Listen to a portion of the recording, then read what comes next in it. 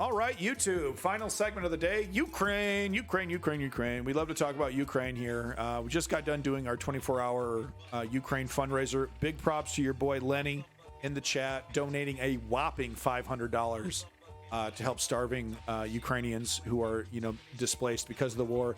Big props also to John Axel, Davey, Zio Duke, with the second largest donation of $200. And, there were a couple others as well. And I'm sorry I'm not remembering you right off the bat, but thank you everybody that donated for the fundraiser. I've never raised so much money for any charity in my life, so it was really quite an honor to do that. And thank you to everybody who donated and anybody who watched and kept that view count high. Very much appreciated. We're going to jump into... oh, yeah, here we go, guys. Here we go. Before I clicked record, there was a guy asking questions about Kanye West. I'm just asking questions, guys. Anyway, so we're going to get to our Ukrainian news here. And the first thing we're going to start off with is actually a brilliant documentary by Vice about the battle for Bakhmut. This just came out just maybe today, maybe yesterday. I have censored it, so don't worry. This video does not contain graphic content. It's totally censored. You won't see any dead bodies or blood or anything like that. But the rest of the content is there, and the rest of the content is essential. Vice went out to Bakhmut for 2 weeks, and they got on the ground coverage of what's happening there. And if you don't know what Bakhmut is, you don't know what's happening. 2 words: meat grinder. Maybe add a third word: Verdun. The whole situation is a bloody massacre happening on both sides, but predominantly, I would say not majority, but it's very safe to say that there's probably more Russians dying than Ukrainians. Anyway, so let's get into it here. We're going to get this started. I'm going to take this opportunity to take a 5-minute pee break. So while you enjoy this, I'll be away for 5 minutes. Please, for the love of God, don't put links to hot chicks in bathtubs on Twitch in my chat. Please don't do that. That would destroy my view count. Everyone would leave. So please don't do that while I'm away taking a tinkle. Thank you.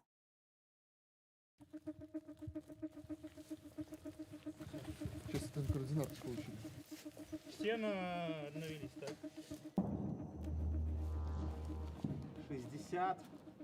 61. Чекайте угол. Подождите.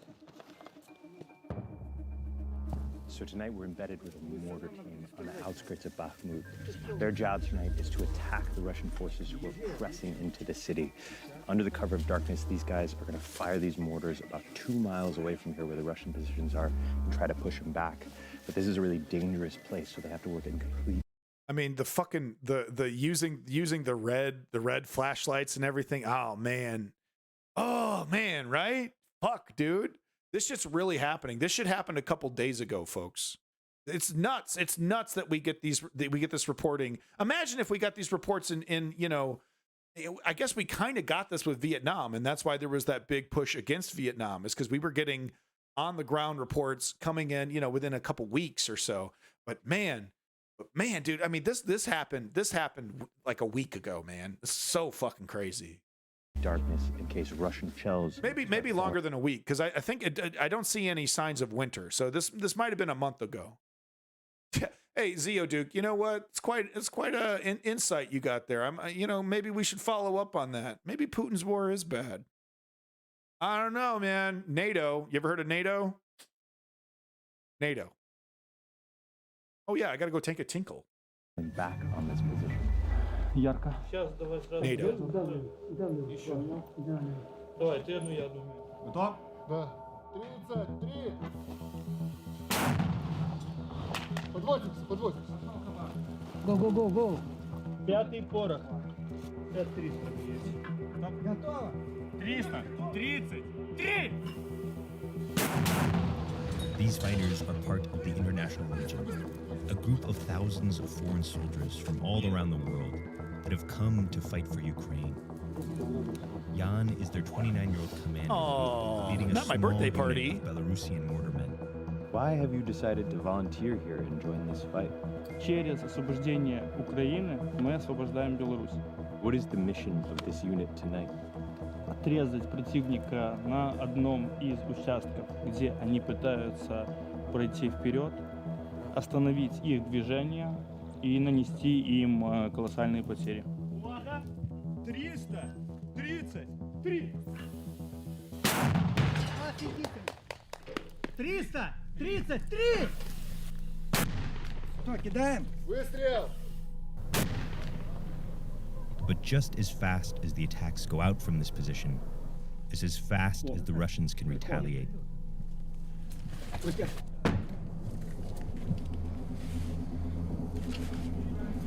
Jet?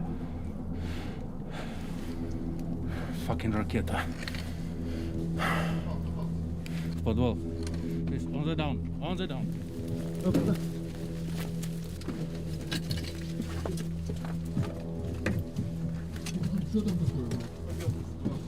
10 months after the full-scale Russian invasion of Ukraine, both sides are fighting a brutal and grinding battle with no end in sight.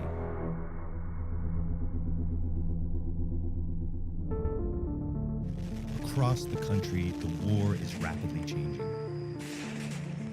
Putin is losing ground and growing desperate. Russia's new goal: inflict the most pain on the Ukrainian people as possible, targeting infrastructure with suicide drones and long-range missile attacks, cutting the nation's power supply as winter coldness sets in. It's all a brutal response to the Ukrainian success on the ground. Since April, Ukrainian forces have been reclaiming Russian-occupied territory at lightning speed, most recently taking back the administrative capital of Kherson. But in this small part of eastern Ukraine, Russia is still trying to grab whatever they can, focusing their fiercest battle in the tiny salt mining town of Bakhmut. Найбільш жорсткі бої на Донеччині, Бахмутський напрямок, Авдіївка. Там зараз найбільше видно божевілля російського командування. День за днем протягом місяців вони гонять туди людей на смерть. Зосереджують там максимальну потужність артилерійських ударів. Since summer, Bakhmut has been the center of some of the most vicious, bloody fighting in all of Ukraine. It's a bleak, charred hellscape of trench warfare reminiscent of World War I. In desperate need of a symbolic win and hoping to gain a strategic urban hub, thousands of Russian troops, including many from the elite and infamous paramilitary organization Wagner, have surrounded and systematically pounded this city with little regard for human life. Outgunned and outnumbered, the Ukrainian forces are holding on, pounding Russians with artillery, in what has become a brutal fight for every inch. Even if the city is in total ruin.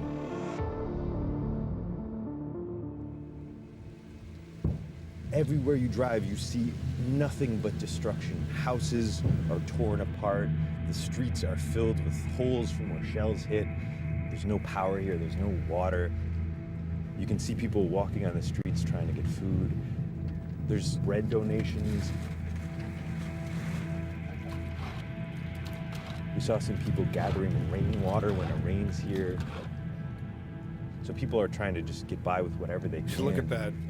No running water. He's got to Around 90% scoop of up Bakhmut residents have gutter fled. water and boil it. But amidst the wreckage, the firefighters remain, taking on much more than just fighting fires. Если женщина була там, її викинула, получається, нужно дивитися, як були комнати, розстановка. І знати би, де він точно був. So right Yeah, now the Lenny, and firefighters let me are tell you- trying to figure out a way how to pull out these bodies from the rubble. Let me tell you, one of the images I had to censor was, a woman in her 60s, in just lying dead in her kitchen, and her dog, was just walking, back and forth. I mean, just incredibly tragic images, and the real tragedy that really caps it all off, that makes this just the most tragic thing that you've ever seen in a long time, because let's be real, human history is filled with tragedies, is the fact that that woman died for a failed strategy, you know, for this idea that if you terrorize the populace enough, that will somehow change the reality on the battlefield at the front line. It's a terrible idea. It doesn't work. And you know, this woman lost her life for absolutely no reason. Not even like a nationalistic justification or anything. Just chaos. Just completely unnecessary. The only way that they can locate them right now is by smell, and it's a very strong smell of a dead body somewhere under all of this. When did this strike happen, and why is it taking you so long to come here to clear it out? Произошел где-то недели 2-3 назад. Jesus. Не было возможности, что постоянно были обстрелы. But it never stays quiet for long. With only about half their team and one rickety Soviet fire truck, they work around the clock trying to keep the city from burning down. Stop. Oh shit.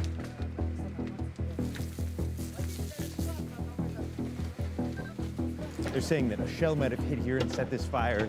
All around here, there's all sorts of destruction, and there's still shells falling right now, so they have to be quick here with this fire. Right? So, I mean, they're Do you see a lot of firefighting strikes under like these? Do you see a lot of under houses like fucking these on fire? shelling. В среднем от одного бывает около 105. По-разному. Strikes like these are coming in Hero. all the time, and they're Hero saying that doesn't there even- might be even more today. You know, there's got to be a better word for guys this brave. There's a fire on the 4th floor. Here, look at this.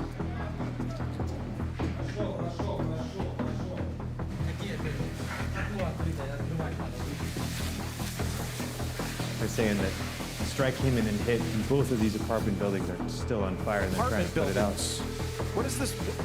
How is this changing what's happening on the front line? That's a missile that could have Place gone and killed looks a like it's already Ukrainian been burning for soldier. a while. You can see there's still food out on these tables. You can see pictures of the families that were still here.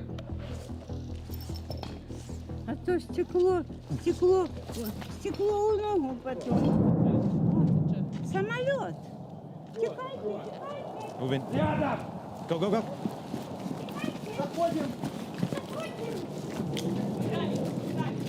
What a fucking nightmare. Проклятие. Curse you, bitches.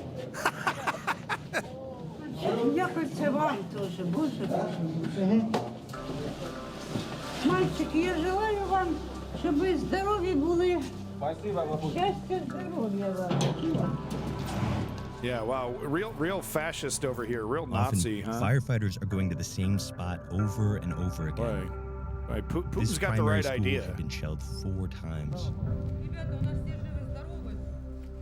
Мы в порядке, так что школу жалко. You know, I'm going to get all the The nations' school has been flags empty for to months. display. But I Irina like the flag Bondarenko, thing. a cleaner here, stayed behind to help turn the school into a food distribution point.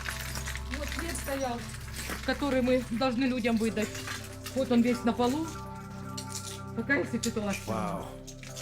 Wow. This is the 4th attack that's happened on this school. Да, ну, School. саму школу нет. Оно было, ну, как вот, знаете, как крестом. Туда два раза ударило, туда 1 раз ударило. Wow. А сегодня вот уже вот оно. What a weird skill to have. Мы в том году в сентябре тут только заехали, где у нас для детей все условия созданы. Теплая вода у них. Уходите! Уходи! Сюда.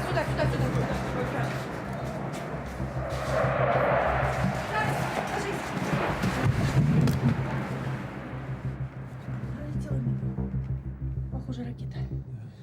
Все, пошли. Yeah, I mean, how do you know? Right? How do you know? Ребята, мы для себя сделали подвал. У нас нет подвала в школе. Вырезали бы вот здесь дырку, но фонарика у меня нету. И вот там у нас внизу вот такое согнутое помещение, где мы можем хотя бы спрятаться от обстрелов. What has it been like for you to be under I all mean, these don't get me wrong, attacks? butter knives. It's cool. Just constantly been shelled like this. Ну как, ну тяжело, но выживаем. Тяжело, но выживаем. Людям хлеб надо выдавать. Люди идут за помощью. Поэтому и ходим на работу. Heroes. Мы с ним вдвоем выживаем. Вот как можем, так и выживаем.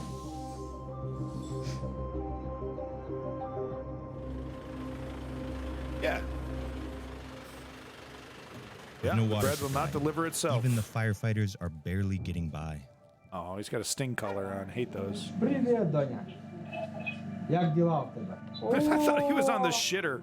Вся Поліна.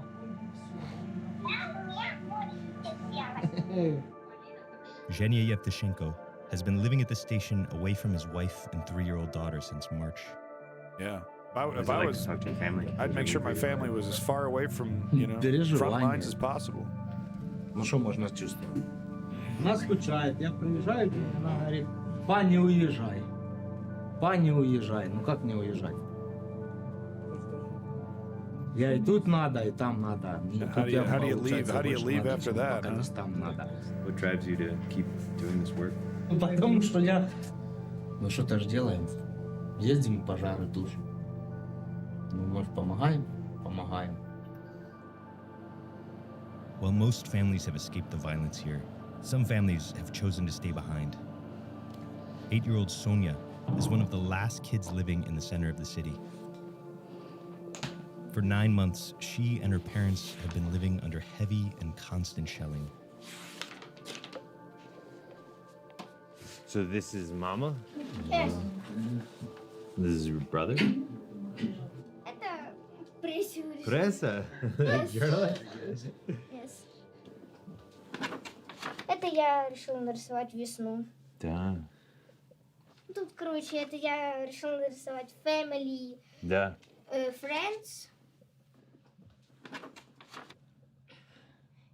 Why do you keep water right here? Это там папа говорил, чтобы удержать. Well, it's actually a terrible idea. Там не разбилась, но вообще она там раз помогла.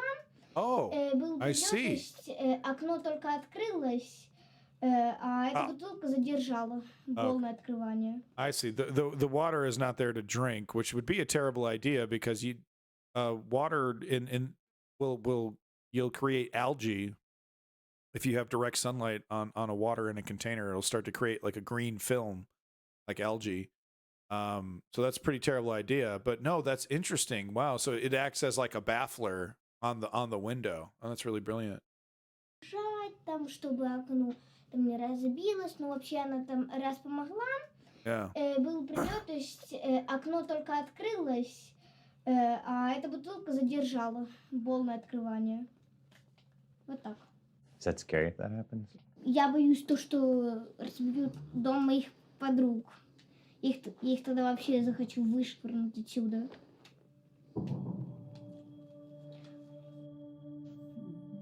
Работаю в городе, муж работает. У нас 2 детей, Holding a big ass 8 clock. взрослых и Соня. What do you tell Sonia Flavor about what's going Flav. on? Ну, она ребенок, понимаете? Она же должна жить более положительными эмоциями, чем мы. Поэтому я ее успокаиваю, говорю, что все это отстроится, мы все сделаем. Будет в городе гораздо лучше, чем было. Ну, стараемся ее поддерживать. Конечно, хотя сами, очень тяжело это все переносим. Но... В ее классе было 33 или 34 человека, она одна. В городе осталась одна, все уехали. Are you scared for Sonia here? Are you scared of Whole what she's city's seeing dumped and what out. she's experiencing? Конечно. I can't Очень believe there's people страшно. still there. Конечно. Я бы не хотела, конечно, This is чтобы ребенок Bakhmut. это все видел. This is Bakhmut, dude. This is like Всё living это in знаю. Berlin. Why are you staying in Bakhmut? You know, Вся World War жизнь II, прошла в Berlin. этом городе. То есть все у нас здесь, Maybe not that понимаете? Все родное, все здесь. То есть уезжать отсюда, это значит потерять себя. Пока есть силы, пока есть возможности, мы остаемся здесь. Очень тяжело будет. Невозможно. Если бы еще не стреляли вот это вот целый день, слышите? Бум-бум-бум. Ну ничего, когда-то свыкли. Huh. You know, I was expecting him to say, maybe we should stop this Zelensky guy. Maybe we should stop supporting Zelensky and the Ukrainian government. And, maybe we should just give up. I was kind of expecting him to say that, but it seems to me like he's willing to fight. That's weird. That would mean all this shelling and bombing on the civilian population is completely fucking useless.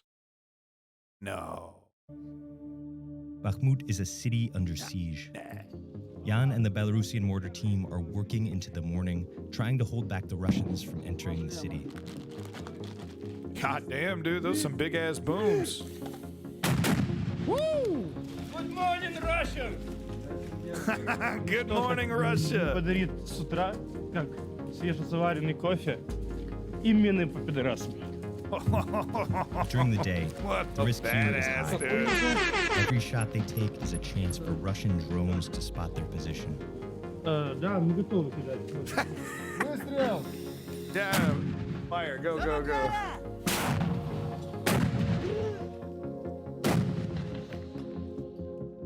Тихо. Тихо.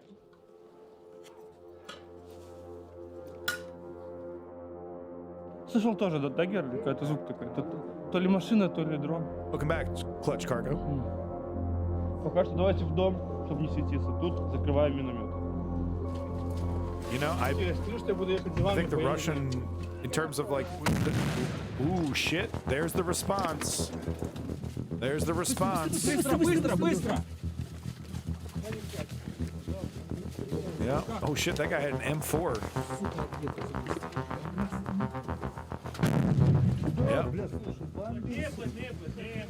Машину, походу, кроют. Машину нашли, думаешь? Может. А может, нас спалили. Хорошо ебашит. Такое чувство, как будто кто-то направляет. Yeah, maybe there was a drone that they didn't see. This is accurate fire. It's obvious the Russians know exactly where this position is. So we're gonna wait it out here for a second. Мы нужны Беларусь. Ну что, давайте.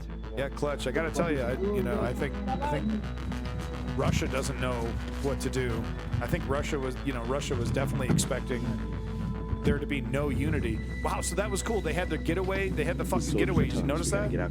They had the getaway vehicle in a garage, right? They had already parked it inside a garage before they even started shelling. That's fucking brilliant. Produce 1.5 million shells per year.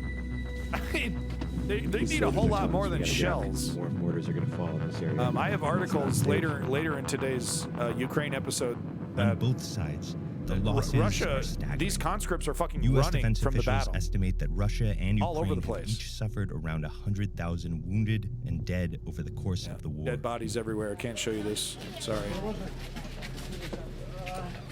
Sorry, folks.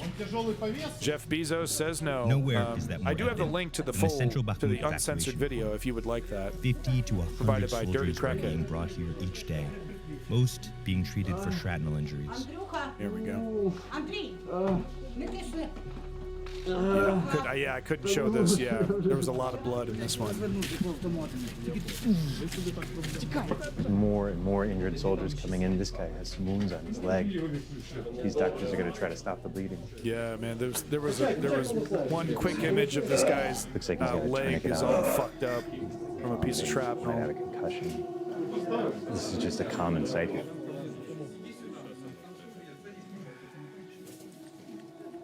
Yeah. So I decided to show this so you 22-year-old can get just a Alexei was look at brought in his after face. a But unit was hit by Russian artillery. What is your injury? Контузия, ну, как сказали врачи. Мы сначала вообще ничего не поняли. Мы прибежали, хихи-ха-ха, друг друга осматривать, чтобы не было ничего такого. А потом давай рыгать. Ну, если бы вообще... Think you're winning this fight out there? you know what it sounds like? It sounds like he was caught in a thermobaric bomb. You know, those are the bombs that suck the oxygen, basically create a vacuum. So maybe he just caught the tail end of that or something. But that's what it sounds like to me. Or maybe it was just that's what happens when when you're caught in the blast wave, regardless of a thermobaric weapon or otherwise. Ну, продвинулись на некоторых участках. I don't know. Yeah, Are you look at scared this for your guy. life out there? Ну, все боятся. Страшно всем. Страх это естественно, это инстинкт самосохранения. Страх, что покалечить. Да. Кто не боится, тот и живет. Пока боишься... Yeah. Yeah, those who aren't Bakhmut is afraid now a don't bloody survive. vortex, True. a city where death haunts around every corner. While the fight has become a slow and painful war of attrition, Another dead body, it's the another dead civilians civilian. who are paying the highest costs. Yeah, and this I decided to show because it was just As the covered. sun sets, the Agniva family make their nightly move to a nearby bunker so they can sleep safely.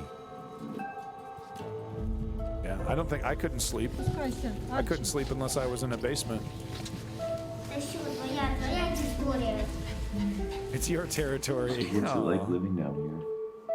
Ну, в принципе, я уже привыкла так. Я уже так привыкла, то, что нам отключают. В принципе, я нахожу себе работу там. Теперь мне не с кем погулять, не с кем пообщаться. She's the only one left, man. Я поднимаюсь иногда и спрыгиваю, то есть чего-то там. Например, так. Вот это у нас бак с водой. Man, с kids водой, are там мама crazy. здесь моет посуду. Здесь еще у нас лежит пища. Там роллтон всякие, суп роллтон, острая лапша роллтон и батончики всякие. They've been coming here more and more as shelling increases around the city, doing everything they can to make it feel like home. So what is the first thing you're gonna do when the war is over? Я хочу пойти первое в парк, видеть, услышать тишину, то есть Your silence. ведь выстраивают новые дома там. Во всей стране мне бы хотелось мира. Я бы хотела, чтобы был мир, чтобы все мои друзья Makes my были fucking blood здесь, boil, чтобы man. мы могли все вместе праздновать день рождения. Мы могли общаться, встречаться, ходить в школу, учиться. Не ходить в эти бомбоубежища, которые нам 100 лет не нужны. Ну,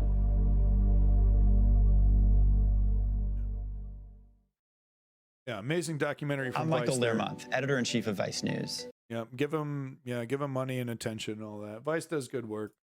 But I must, as I usually do, I gotta poop on our party here, and I need to mention that, the United States is capable of great things, and they are doing an amazing job helping Ukraine pick itself up off its, pick itself up like that. And while we are doing this great thing to help Ukraine, we are giving seemingly an unlimited amount of money to Israel, who is using that money, those resources, that training, those logistics, similar equipment and logistics that we provide Ukraine. They're using those resources to enforce an apartheid state over the Palestinian people. So your taxpayer dollars are going to help Ukraine. Your taxpayer dollars are going to help Israel. Your taxpayer dollars are going to, help subvert Cuba. Push down on Venezuela. Fill in the, et cetera, et cetera, et cetera. So while I absolutely and totally support helping Ukraine, that does not free the United States from the criticism that it rightly deserves. I just wanted to point that out. Beautiful documentary, beautiful story, and God, I hope those people are okay. My entire family's still in Bakhmut. I mean, get the hell out of there. They didn't really talk about that. What the hell is that family still doing there? They probably mentioned it somewhere that he can't go. But I don't know, man. Figure it out. Figure it out, dude. You got your whole family in a fucking dirty basement, and there's literally no one else there. It's time to go.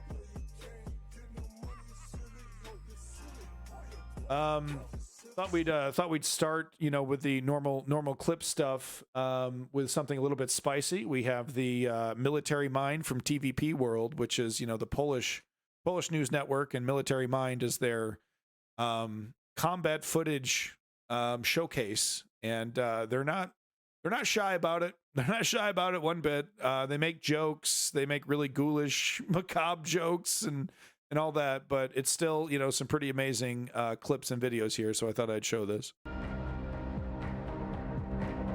And yeah, Lenny, it is a hell of a world we live in. Very much so.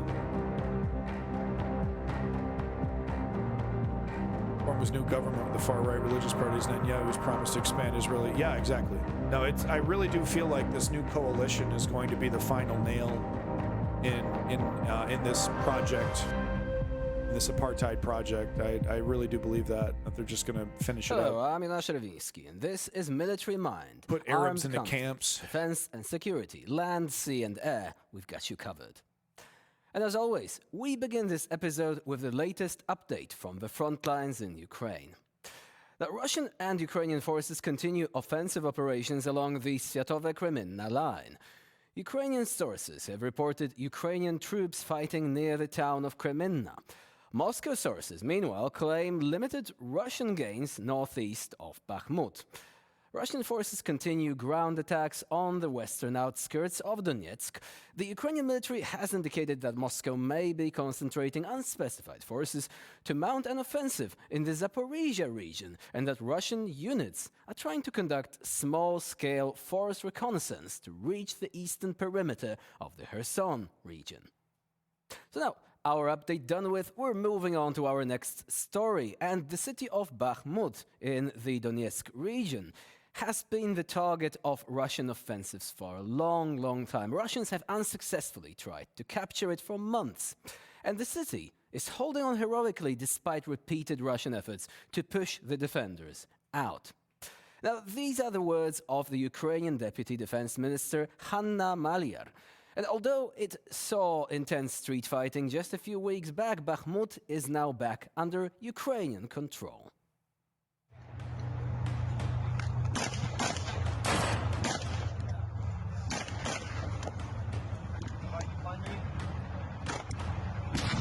Ooh, little under rifle grenade action there. You see that? Look at this. Thunk. Yeah, that bitch blow up, man. Fuck.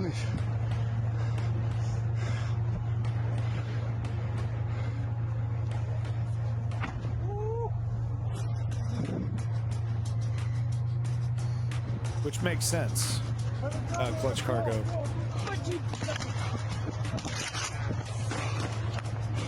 Melitopol is the. That's the next major fight.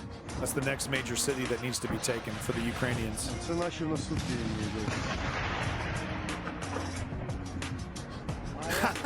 Благодаря всем пацанчикам всем.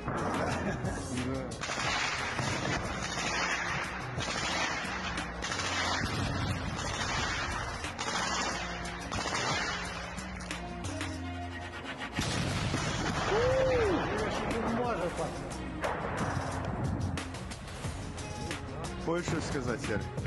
Больше сказать. Пидорас, сука. Разы не прошли. Those booms are no joke. Да.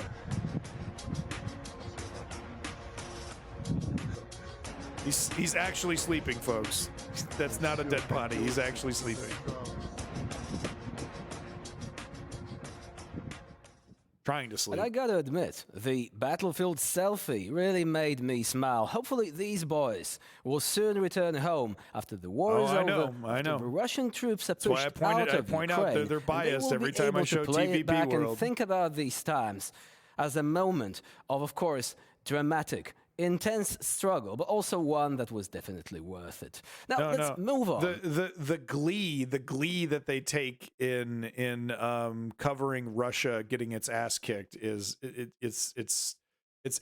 entertains me, right? But their bias is so clear and so obvious, right? I've actually never seen proper criticism of Ukraine from any direction on TVP World ever. Not even a little bit. To the AGS-17 Plamia, or Flame, automatic grenade launcher. Now, this weapon was designed to wipe out enemy troops, equipment, and vehicles, which often remain behind cover. For example, in open trenches, ravines, or covered slopes. Thing's a beast. Now, the firing mechanism allows for single or continuous fire at two rates, high with 350 to 400 rounds per minute, and low with 50 to 100 rounds per minute. Needless to say, it is an effective weapon, and in the right hands, it can truly turn the tides of skirmishes taking place on the battlefield. This thing is nasty. This thing is absolutely nasty. I couldn't imagine being on the other end of this. Yeah. Because it'd be like boom, boom, boom, just all around you. Boom, boom, boom, boom.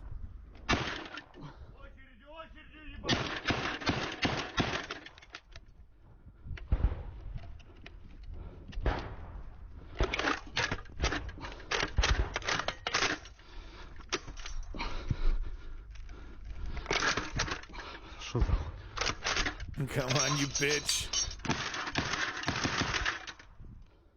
The Russians have been driven back from Bakhmut and are now attacking positions close to the town itself. The nearby village of Opitne saw particularly heavy fighting with soldiers from the 53rd Mechanized Brigade of the Ukrainian Armed Forces capturing and clearing trenches held by mercenaries from the Wagner Group. Let's take a look. По русскому оккупанту.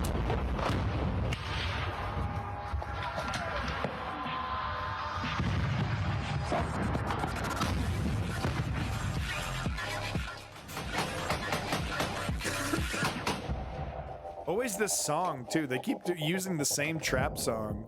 Вот они. It's already censored, but I'm double censoring it just for you, Twitch. That is a lot of dead bodies.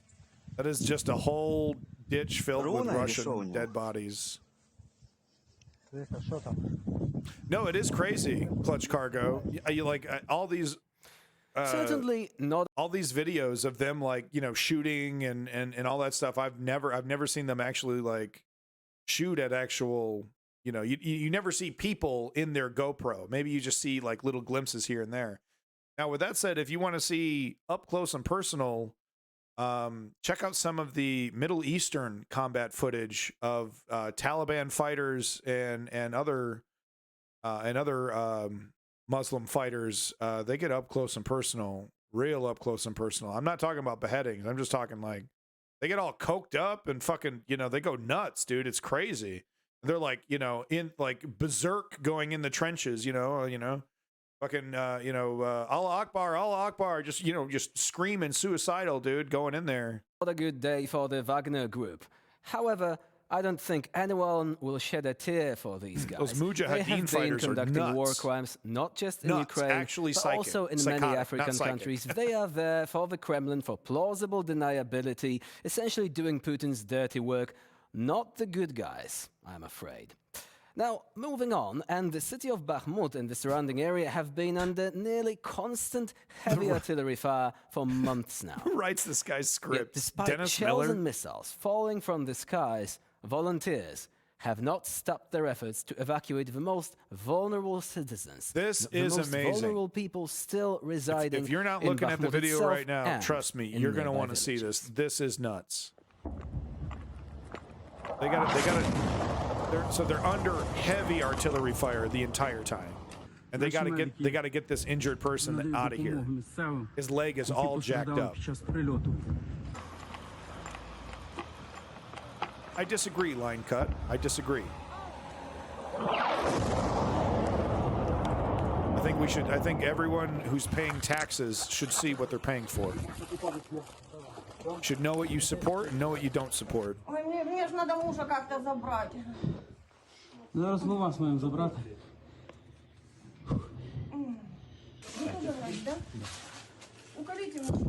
Oh yeah, so that's she's alive, but it's a little bit of blood. So I'm just gonna censor here. There's a little bit of blood coming out of her mouth. I think she's got a cut on her lip. Артерия хоть целая? А? But she has a shrapnel wound on her arm. Just gonna cover this part up. They're putting a blanket on her, so they get her to the hospital. Then there's a second part to this where they get an even more injured guy. Yeah, so she makes it no problem. Пакет десь? В неї під ногою. Під ногою. Да, Yeah, so this is the video I was talking about. So his leg is like so jacked up. They're in a wheelchair. Евакуація Бахмут. 700 метрів від нас. Орки продвигаються ще вчора. Зараз не знаємо наскільки. It's horrific. It's horrific. And everyone needs to see it, you know, especially if you support the war. You need to see it. There's the famous war film, Polish war film. I think it's Polish. Come and See. Perfect title. Yeah, Come and See. Come and see men turn to meat. Come and see what you pay for. Доброго дня. Let me tell you, like 95% of the time, none of this shit is necessary. People don't need to die. People need to come and see. Вибач уже. Точно? Да? Давай. Look at this. Давай, He's got to throw him up on his fucking shoulder. Просто страхувати, потім вернемося по це, да? And he's got to go over this destroyed bridge. And look how shaky. Look how shaky. Look at this. He had to carry this guy through this. This guy with the camera is carrying the wheelchair. Look at this. Look at this, dude. Да. I just got my feet completely wet. That would suck. Раз, два. Так, за шию мене, бери. Бери його за шию, не мене. Look at that. Legs still jacked. Legs still jacked. Bombs going off all around him. Ти візьмеш? Бери мене за шию. And on that note, we end this Wow, episode. right? Catch us at the same time tomorrow. Wow.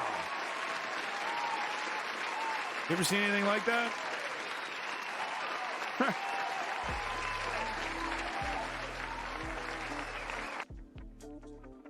A little bit of levity here. Thought I'd show you this. This is the Ukrainian Miss Universe contestant. And, you know, I got a feeling if they're just going to give it to her. I mean, look at this. I don't know what category this is, but she won it. Look at this shit, dude. Battle Valkyrie Miss Universe. I just thought this was an interesting picture. I like the, you know, the kind of like Wonder Woman style. Then the wings.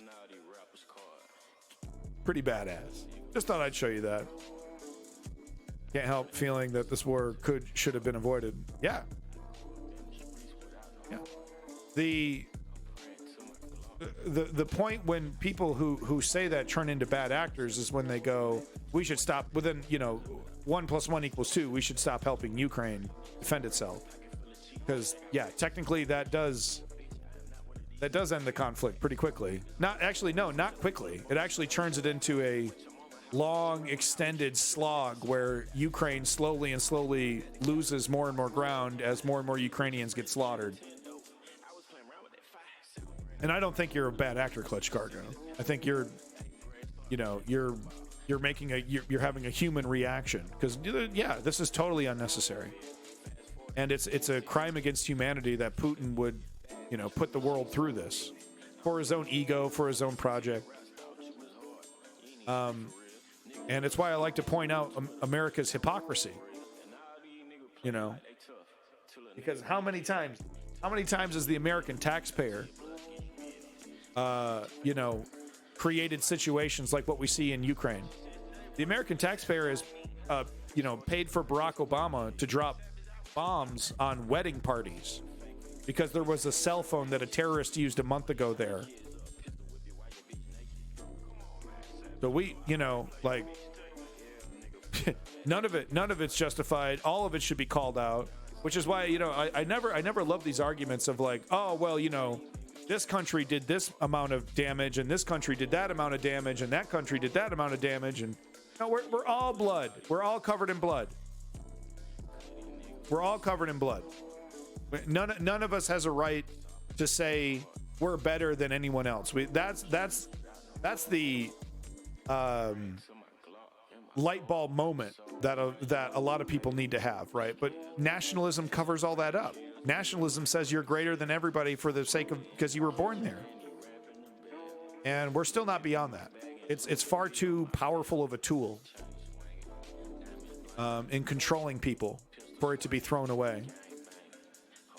But nationalism is one of the most dangerous things.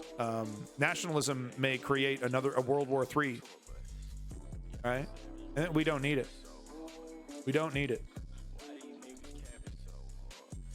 Moving on. Russian forces have been trying to take the town of Bakhmut for months, but Vladimir Solyov isn't deterred. He says Moscow should revoke its record. So this is great. This is great, right? Double down. And here's your brain on nationalism, right? Great example. So we're getting our ass kicked So let's, Moscow should revoke its recognition, both of the Baltic states, just all of them, independence, all the Baltic states' independence, and Germany's reunification in order to regain its quote unquote sphere of influence. So that's what's going to fix it, according to Russia, one of Russia's top propagandists. I mean,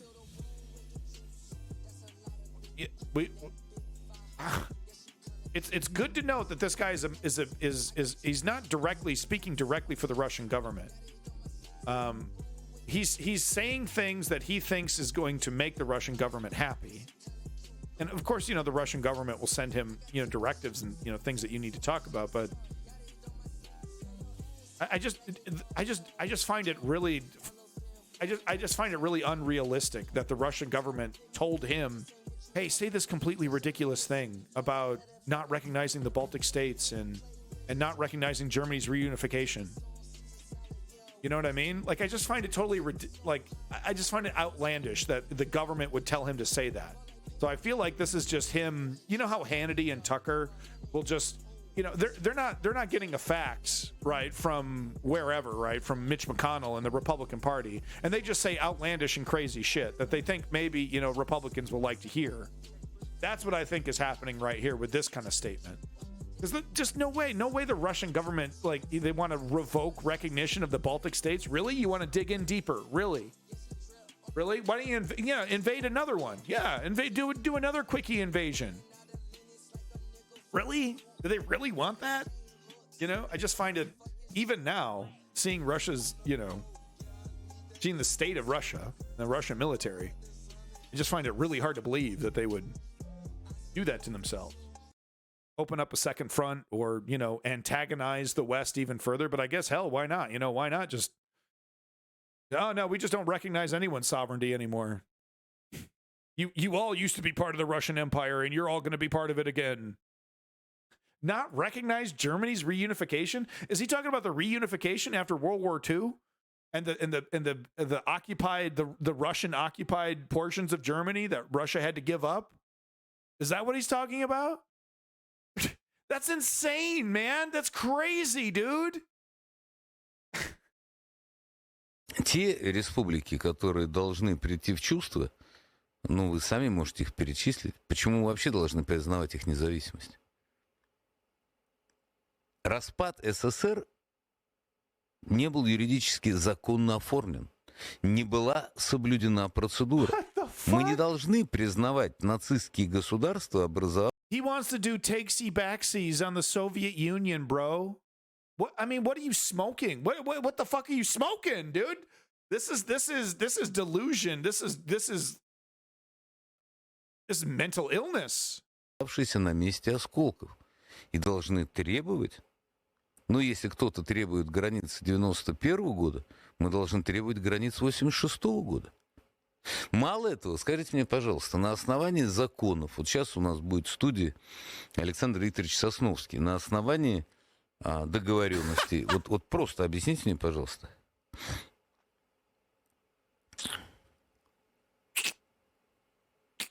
А что из себя представляет Германия? Где ГДР? Почему мы не дезавуируем ту договоренность, она называлась там 2+4, ведь базовые законы были нарушены, обещания, данные нами и записанные, были нарушены. Давайте не признаем объединение ФРГ и ГДР, поглощение. Давайте требовать возвращения нашей сферы влияния. И исходя из этого, признавать существование... Angela Merkel and the current German government, whoever fucking took over for Angela there. Hello, ring-a-ling-a-ling-a-ling. Hello, alarm bells. Come on, Germany. Yeah, these pundits and university professors what fantasy? I don't know what kind of alternate reality this guy lives in. I don't get it, man. But it's like, I do get it though, because when you are a weaver of reality, when you are in front of the camera and it's your job to create, right, this this, you know, this new version of reality, you need to be shameless. You need to just put it out there. And yep, this is what we're doing. This is the new crazy. Признавая существование этих стран, но имеется в виду как единые ФРГ и ГДР. Wow. Просто не Do it. признавать. Yeah, sure. И вести Do свою политику и дипломатию, исходя из того, что мы не считаем законным объединение that. Германии. Do that. Yeah. Conduct diplomacy. Listen to this maniac. And let's conduct our policy and diplomacy on the basis of that.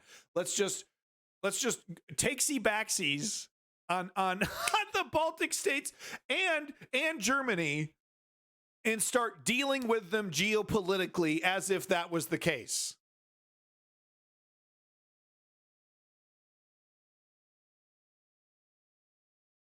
I mean, you know, Europe and the United States are still buying Russian oil, you know, because we haven't been able to decouple from their teat yet. But that is in the process, right? And statements like this and actions like what we've seen from the Russian government only serve to speed that process up. Okay? And let's not forget Russia's main export, oil. Okay? It's completely self-defeating. It's bonkers. Let's not recognize the reunification of Germany. Oh, and smoking that good shit. Германии и считаем их раздельными территориями. I want my wall back. And consider them to be separate territories. Wow. Do it. Like I said, it's, you know, I just can't picture in my head Putin going, hey, you know, asshole, say this absolutely completely ridiculous thing. You know what I mean? Just like I can't picture Mitch McConnell telling Tucker Carlson to say some of the crazy ass shit that he says, you know, just to get his base riled up, right? I'm sure there's a lot of things that Tucker Carlson says that Mitch McConnell is like, oh, that's not really helping, you know, Republicans win elections when you say shit like that. That's the only thing Mitch McConnell cares about, by the way. Country, Constitution, rule of law, justice, freedom. Those things are in the trash. The only thing he cares about is the Republican Party and, you know, the power of the Republican Party. Anyway, Am Echelon, what is this? I'm logged in. What are you talking about? When did I log out? Oh, this is because I had to restart my computer. That's why. Yeah. Oh, did I get booted off of Twitter? Uh-oh, I might have got booted off of Twitter. I don't know. I'll have to see. We'll just do it. We'll just do it live, unlogged in. Am Echelon with American military equipment was spotted in Poland. Medical evacuation vehicles, Humvees, trucks, and many generators can be seen. So this is American military equipment. Well, some tunage. American military equipment on its way to Ukraine, I think, or Poland. Which one? It was spotted in Poland on its way to, presumably on its way to Ukraine. Damn, look at all that. Humvees, trucks, trailers attached to the Humvees. They don't have doors or anything. I guess they're transported like this, and then they're assembled once they get there. Medyev's chairman of Russia's Security Council prediction in 2023 is a war between France and Germany. All stuff relocated from Afghanistan. If Biden wouldn't have pulled us out, we wouldn't have been able to do this. I'm definitely on the record of, you know, saying that I definitely agree with what Biden did, Full Metal, but I heavily criticize the way in which he did it. And, you know, I don't have time to go into detail on that, but ultimately I do agree with getting out of Afghanistan, like I agree getting out of Iraq, getting out of Syria, getting out of Africa, getting out of every place, you know, that we still have bases in Japan, you know. So I believe in getting out of all that. With that said, boy, that was a, you know, I like the little massacre he committed on the way out, right? Blowing up the guy in the van along with the kids. That was really cool. Good one, Joe. You know, people falling from the planes, you know, I mean, that's a whole thing, you know, as well. So, but I mean, fuck, we needed to. We were there for almost 20 years, man. No one gave a shit. So I guess the moderators of Our World News found this to be just too much for them to handle, too hot for them to handle. Just a reminder that the most heavily censored political website on the internet is Reddit, and it's these greasy ass moderators are to blame. Russia's mobilized troops entitled to free sperm freezing. Not appropriate subreddit. Not appropriate. It's not appropriate, guys. This isn't world news.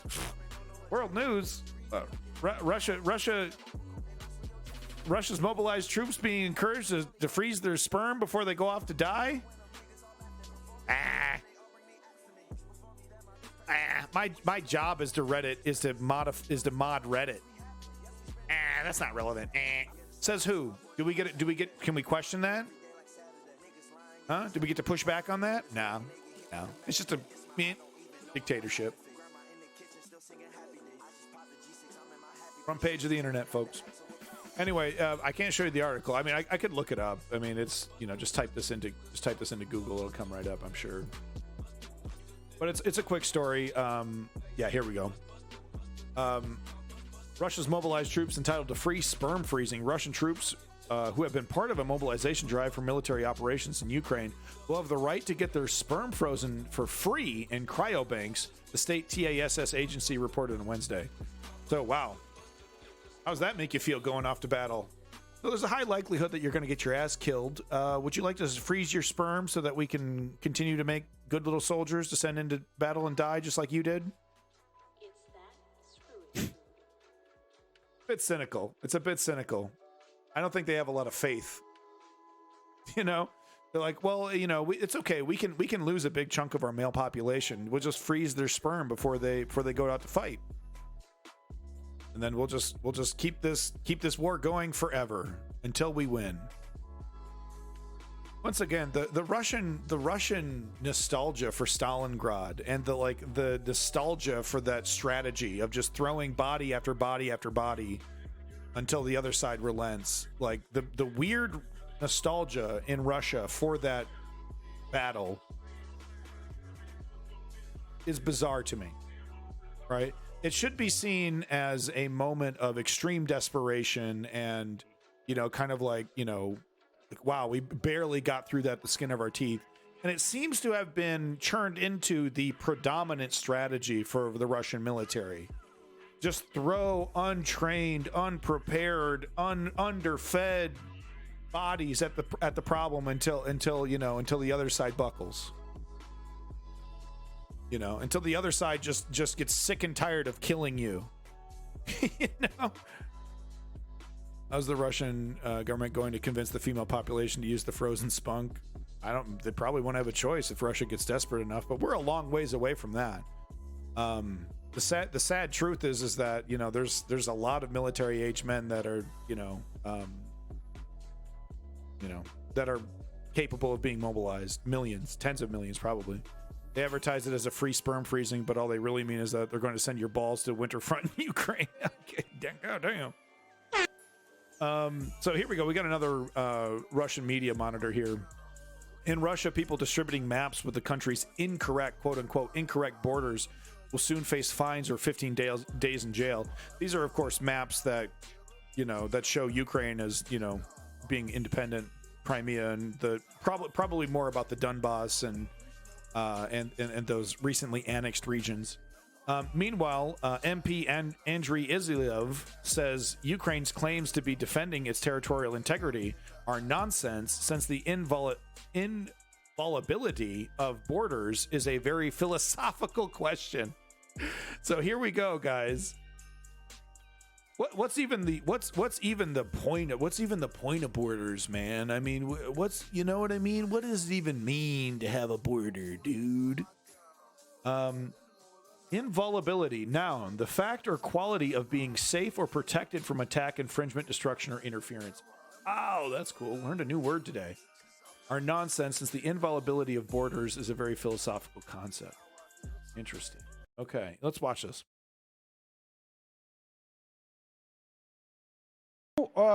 Значит, территориальная целостность Украины и нерушимость ее границ. Собственно говоря, это единственный фиговый листок, которым нынешнее бандеровское руководство Украины прикрывает свои действия. Вот развернувшееся в 2014 году массовое убийство жителей Донбасса, блокада и водная, и энергетическая Крыма, которые вызывали страдания людей, все это надо было каким-то цивилизованным образом объяснять. Никакого другого объяснения, кроме того, что мы защищаем территориальную целостность Украины и нерушимость границ, не было. Давайте разберемся. Нерушимость границ. Понятие очень философское, потому что вся человеческая история – это постоянное изменение границ. Вот с какого момента они нерушимые, а до этого они вполне рушимые, и дальше они будут вполне рушимыми, а вот этот момент, он нерушимый. Это какой момент? Oh, I see. По отношению к современному... Oh, they're making an argument that because Ukraine's independence is so new that, you know, it's not considered inviolable. На Европе единственным таким относительно легитимным фактом, обозначившим нерушимость границ, может считаться Хельсинский акт 1 августа 1975 года. А там нет ни слова об Украине. Хельсинский акт подписал Советский Союз, чьим правопреемником является Российская Федерация. И Хельсинский акт зафиксировал нерушимость не границ Украины, а границ Союза Советов. This is just a fancy pants intellectual way of saying that Ukraine doesn't deserve to exist. This is just more of that kind of language, which is just disgusting. Социалистических республик. You know, I've heard these guys talk about how we need to like literally rename it. You know, like we're going to take it over and we should rename all the cities and rename it to, you know, something else that isn't Ukraine. Inviolable, violable. Like can't be violated. Inviolable. Okay. Learning new stuff every day, folks. I'm not a super genius over here, okay? I apologize for not being one. Somebody wrote, "This is for Bucha" on a car with the letter Z and set it on fire in occupied Donetsk, eastern Ukraine. Russian occupiers used the footage recorded by the surveillance cam of the nearest shop to identify the arsonist without success, though, so they haven't caught him. Nice. Nice. I remember seeing this when the war got started. We saw vandals like this running up to recruitment offices and throwing Molotov cocktails in them. Here we go. They've already marked it, and what does he just drop? It looks like it was like a fuel-soaked rag of some sort, and he dropped it right into the engine well there. And yeah, that makes quick work of it, huh? So yeah, he's just got, it's just soaked because you can see it. Yeah, you can see it start to, yeah. Okay. Interesting. So I wonder if it was like because it looks like he punctures something inside of it and then it starts spilling out. So I don't know if it's some, maybe is it like just a plastic bag filled with gas? I don't know what it is. Okay, see, he slapped it down, hoping that would open the bag up. You see? Yeah, he was hoping that would open it up. So then he's got to shake it open, and then it starts to spill out, and boom, there we go. Boy, that truck wasn't inviolable, was it? It was definitely not an inviolable truck. That truck was definitely violated? I forgot English. I don't know how to speak anymore, guys. Why does Europe hate Russians so much that it's ready to support Ukraine no matter what? Yeah, that's a good question to ask. So we have more Russian media here. Boy, people can't get enough of this shit because it's like watching interdimensional cable.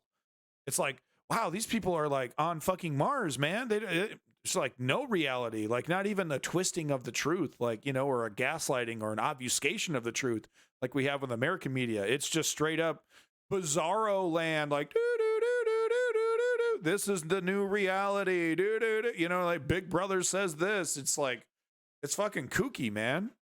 Мерзнут, сидят, что-то там, какие-то игрушки перепродают, там мародерством занимаются. Но при всем при этом нормально. При всем при этом они же не говорят, больше половины говорят, да, надо помогать Украине.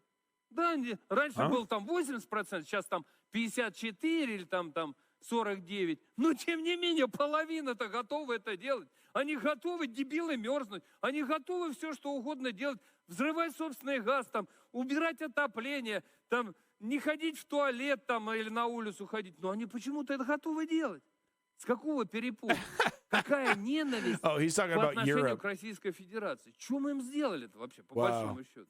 It's amazing. He's like, we're choking them, we're hurting them, we're doing everything they can, and there's such hatred towards us.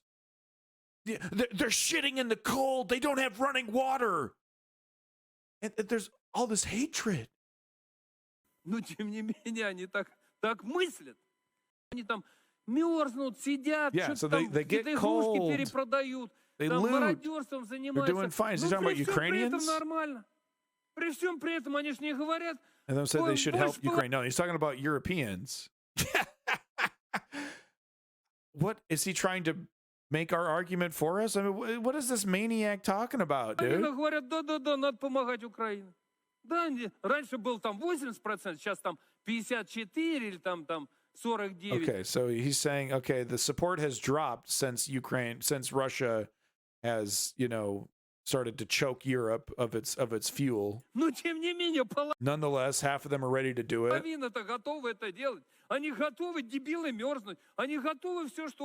Yeah, it's a suit of a grifter. It's a suit of a con man, right? Really slick, really clean, really, really expensive looking. Угодно делать, взрывать собственный газ, там, убирать отопление, там, не ходить в туалет, там, или на улицу ходить. Но они почему... So yeah, like wow, you're choking them, you're fucking them, you're fucking them up. They're willing to do it for some reason. Why? What kind of hatred towards the Russian? You're punching them in the face. Why do you hate us? Why do you hate us? I'm going to keep punching you until you stop hating us. It's wacko bizarre shit. It's wacko bizarre shit, dude. It's like the poison of nationalism. I have the heating 2 degrees lower, but I donate for Ukraine. Heyo! So Davey posted this. Unfortunately, Davey bailed as soon as I had one little problem in my stream, and Davey just bails on us. Good job, Davey. Thanks for being the producer. I might have to remove that producer title from Davey there. Real disappointing. But he did have this link in the Discord. I'm no fan of John McCain, right?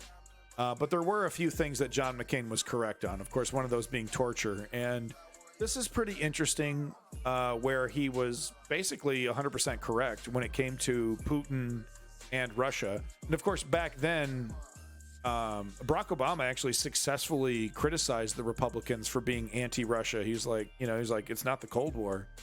And, I guess some of these war hawks, are kind of retroactively correct. It would be interesting to see John McCain's opinion on some of these super pro-Russian Republicans, like Tucker Carlson and stuff. I'd be very curious to hear what he has to say about those, because I honestly think he would soft touch him.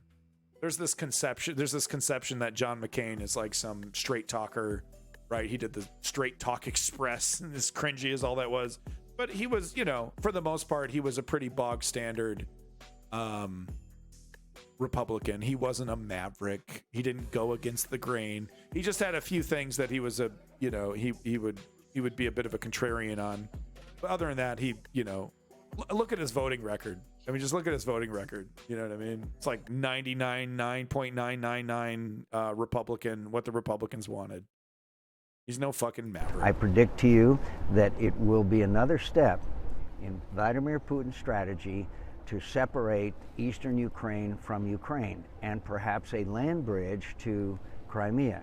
No, it's a very bad result. And again, we would not send weapons to the Ukrainians when they were begging for them.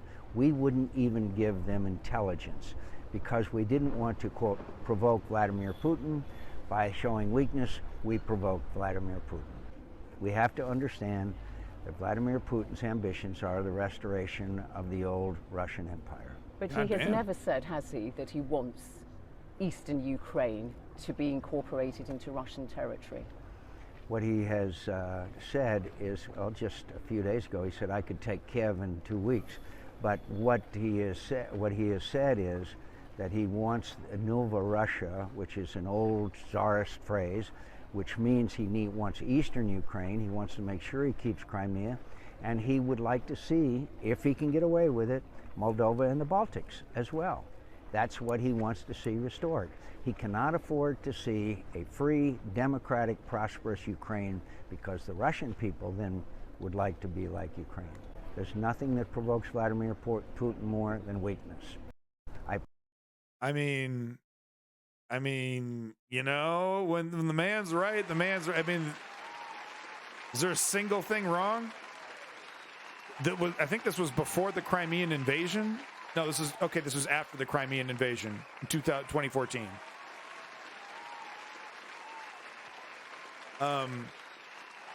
Clutch Cargo also pointing out that McCain also gets credit for blocking Trump from repealing Obamacare. I forgot about that one. Thank you for bringing that up. I'm still not willing to give him the Maverick title, but compared to the current crop of Republicans who are like Ted Cruz is probably the shining example of just how slimy and fucking terrible they can be. McCain was definitely a breath of fresh air sometimes. But I mean, I think this was 100% correct. I mean, what else can you say? I mean, retroactively, right? Up until the moment of the invasion, I would have said, "Oh, that's kind of silly," right? Like, okay, we should stop treating Russia like an enemy. We should stop being hyperbolic and slow down with NATO. After the invasion, what else can I say? I mean, what else can I say? He literally went for Kyiv. He lit, you know what I mean? Like, there's no, it's almost like those videos of the thief who gets like caught, right? And then the store owner like locks the door, and he gets to the door and he can't open it. So then he just turns around. He just turns around and like tries to give the item back. He's like, okay, don't arrest me now. Okay, don't arrest me. We caught Putin red-handed. Going for the gold, baby. Going for the whole goddamn shebang, right? And we can't forget that. That wasn't an oopsie. That wasn't a mistake. Okay? That was a clear and deliberate attempt to literally invade and take over all of Ukraine.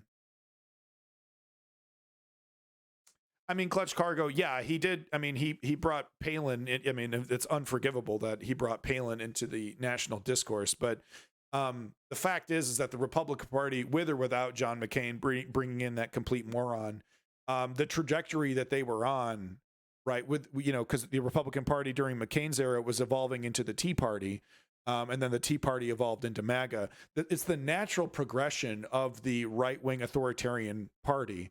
Is to go in that direction, right? It wasn't. People want to blame Trump. People want to blame Palin or all those things. The Trump and Palin are the symptoms of the disease, which is the corrupt Republican Party, right? Yeah, I mean, but he was spot on about this one. Goddamn, you got to give him credit on that one. You really do. You really do. He's 100% correct. Because Putin perceived our weakness as an opportunity, and he took it. Went for it, head first. And he got way more than he bargained for. Putin bans Russian oil exports to countries that implement price cap. Yeah. Okay, let's just watch the video. Fuck reading. Reading sucks. Fuck that. Video time. Russia says it will ban oil sales to states that stick to a price cap imposed by Western countries. The retaliatory measure was decreed by Russian President Vladimir Putin on Tuesday. It was presented as a direct response to what Moscow called actions that were unfriendly and contradictory to international law. The Kremlin ban would stop crude oil sales to countries taking part in the price cap from February 1st to July 1st, 2023. A separate ban on refined oil products like gasoline and diesel would also take effect on a date to be set by the government. The Kremlin said Wednesday it did not consult with the OPEC Plus group of leading global oil producers on the issue. The price cap on Russian oil was imposed earlier this month and aims to cripple Moscow's military efforts in Ukraine. It means oil traders who want to keep access to Western financing must promise not to pay above $60 per barrel for Russian seaborne oil. That is far below the prices at which Russia could sell oil for much of the past year. Russia is the world's second largest oil exporter after Saudi Arabia. Oil prices fell on Wednesday as investors grew more worried over how the health crisis in China could hurt the country's economic recovery. Chinese hospitals have been under intense pressure as the country changes its approach to the global health crisis.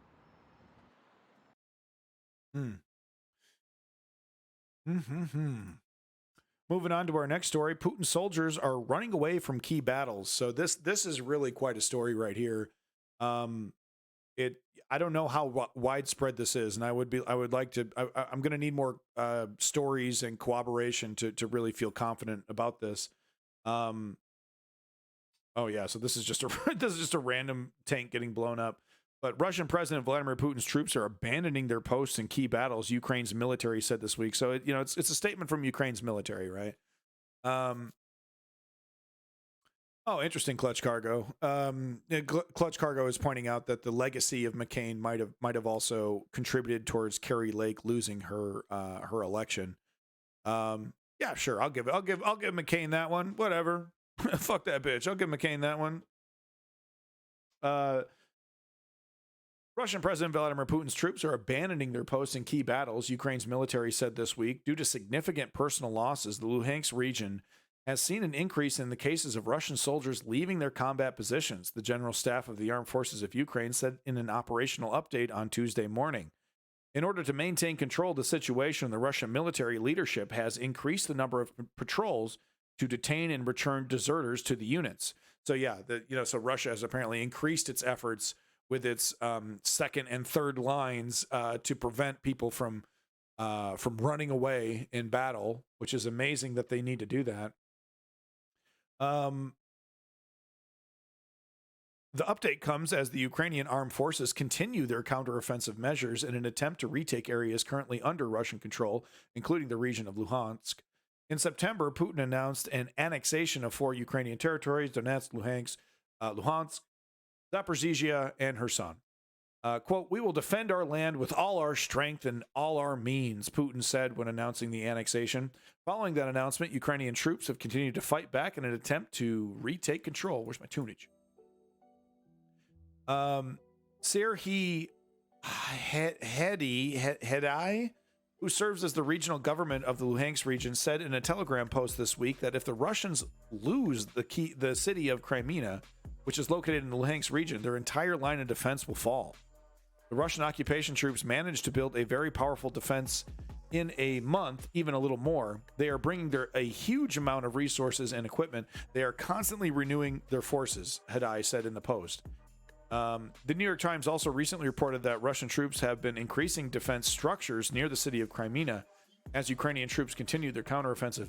Earlier this month, the Russian media channel Mozham Oblastnit, We Can Explain, published a Telegram post that said ads searching for trench diggers were popping up in the regions of Zaporizhia, Luhansk, and Belgrade.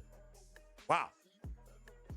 So they're using like Google AdSense to find trench diggers in the occupied regions of Ukraine. Welcome to the fucking future. Welcome to the fucking future, folks. Let's do an ad buy. Let's do an ad buy to get more trench diggers for our illegal war effort. Crazy.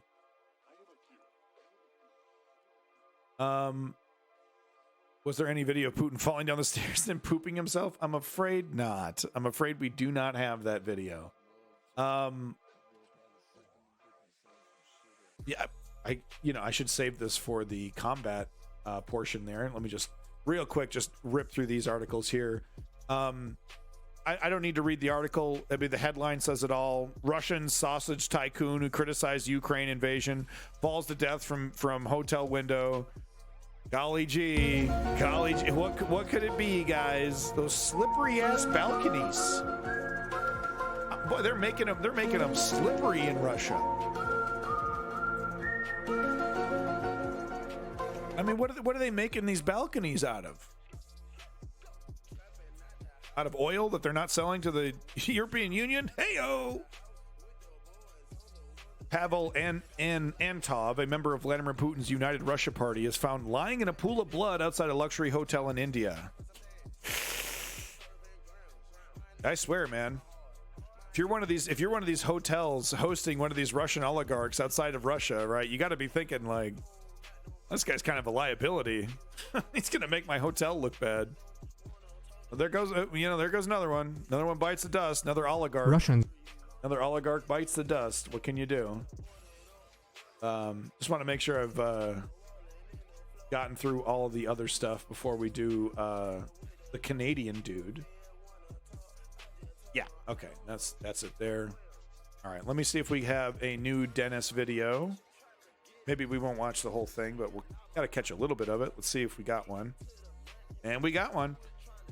All right, there we go. Hello, my friends. Okay, real quick.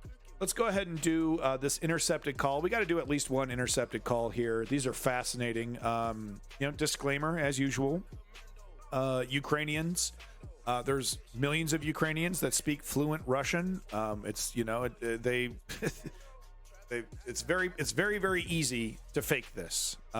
With that said, they all can't be fake. And if some of these are faked, then we have some Hollywood level voice acting happening in some of these phone calls.